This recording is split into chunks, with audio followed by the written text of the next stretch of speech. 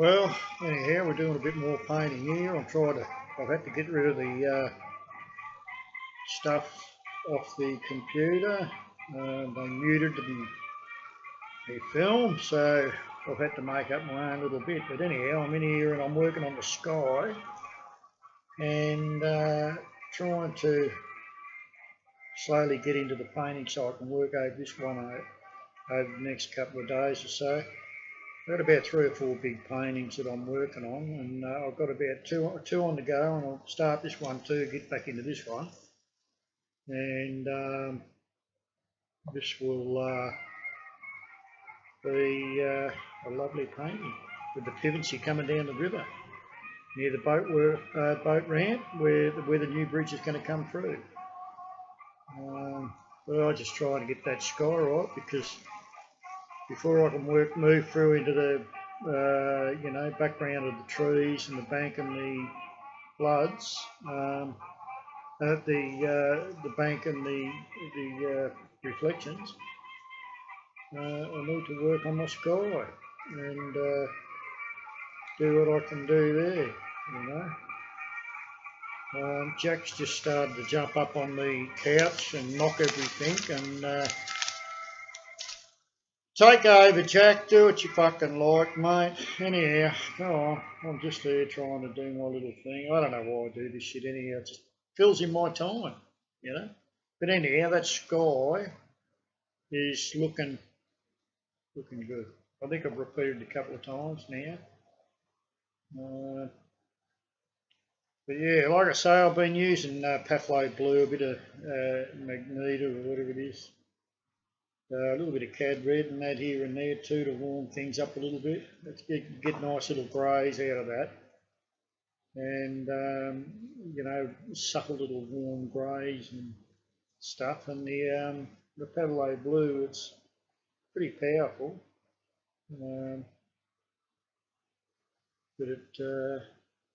It's a beautiful blue if you know how to handle it, I mean, cyan blues and cerulean blues, they're all bloody, one leads towards red or green or bloody whatever, so, they've all got their own potentials,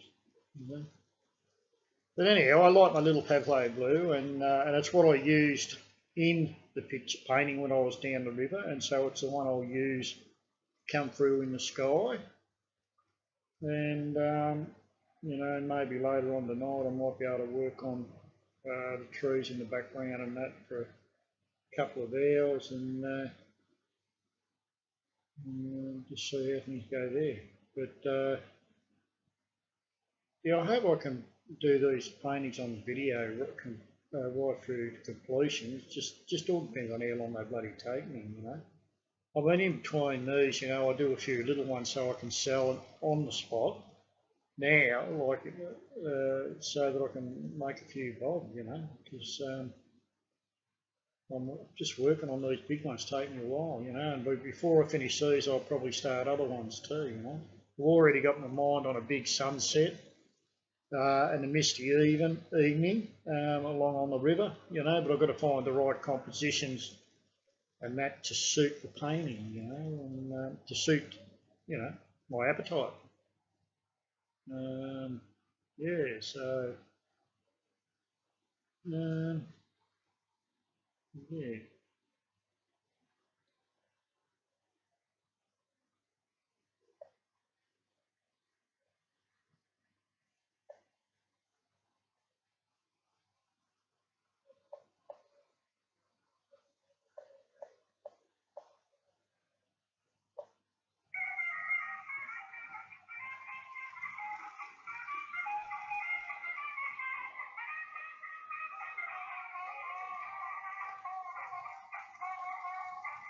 Yeah, I find a little bit of jazz music sometimes is quite relaxing.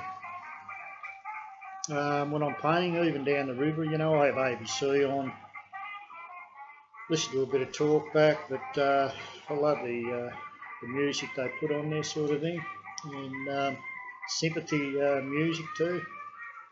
It all works well for me. It just keeps me relaxed and keeps me in the right space while I'm painting. Yeah, I really am a grateful man, to be able to do some painting and make my life interesting, because I don't know what I'd do without it really. It just makes life so interesting, There's so many ways to tackle on paintings and ideas and yeah, just so many ways of doing things. Plus, I do my woodworks and my frames, and I love working with timber and that, and I've been doing it for a lot of years now. It's just something. It's me. It's just something I do. I think if you took the timber away from the painting, or the painting away from timber, it just wouldn't be me, I just love that stuff. But anyhow, maybe one day I might have an exhibition, but at the moment I'll just keep working on what I can, and do the best I can. Yeah, stop that now.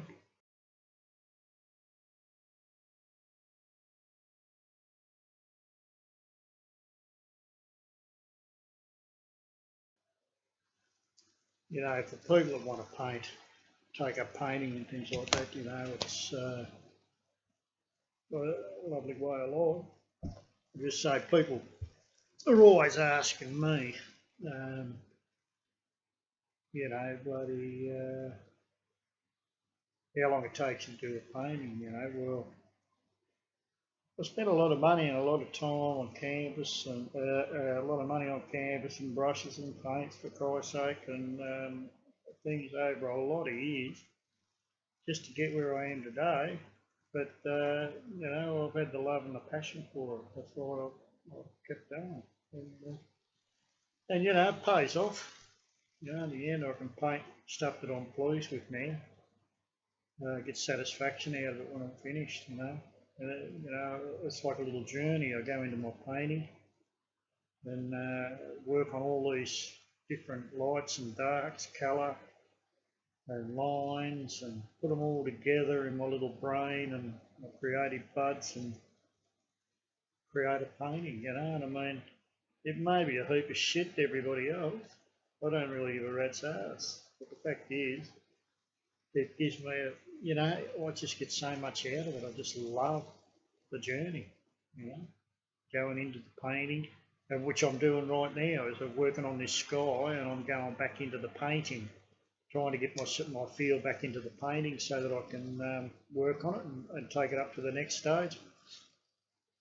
And sometimes that I don't get that feeling, but I mean, I've already got this feeling in this painting, to the sky starting to work and make me feel good, and that for the other part of the background and trees, my mind's looking at them and thinking, well, geez, I'm going to go in there and try and build on a bit out the back there, and the water and stuff, and I'll work on the paddle boat right at the end. The paddle boat's just there. It's been put in so it can help me construct the whole composition, so it doesn't look out of place. And I know it's there now. It's where it's supposed to be. It looks good where it's sitting. I can work on the paddle boat when it's finished. We go through the back trees and around in the water and the reflections and stuff like that.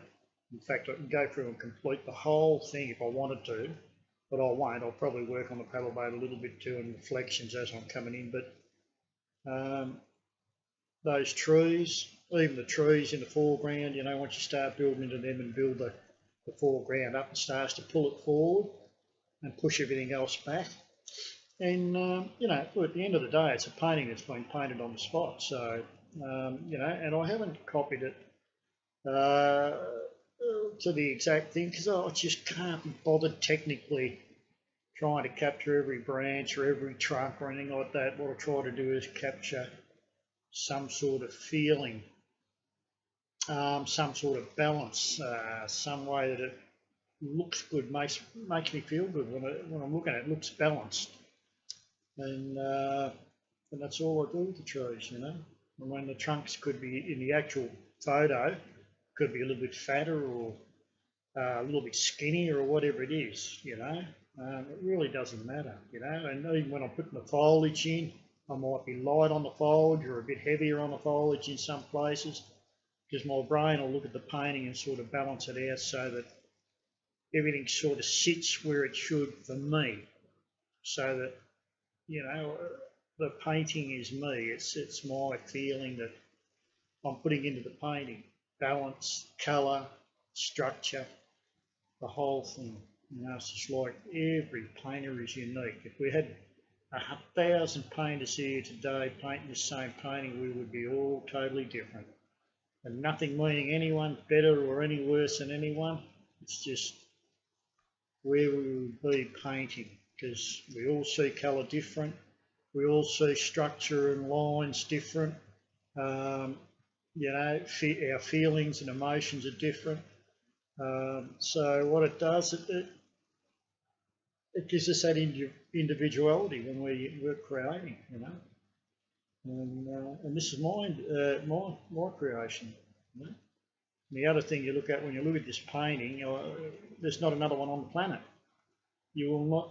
That's how unique a piece of art is to the artist who's sincere in what he paints and does.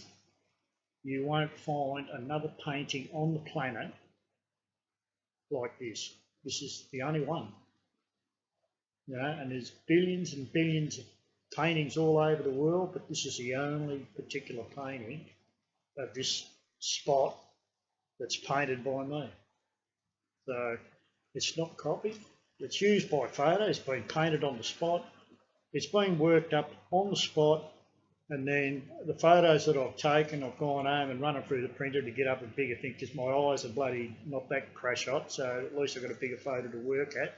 But I can take a series of photos, and like I've taken a picture of the paddle boat, so if I need to come in close to have a look at the paddle boat to build it up, I can.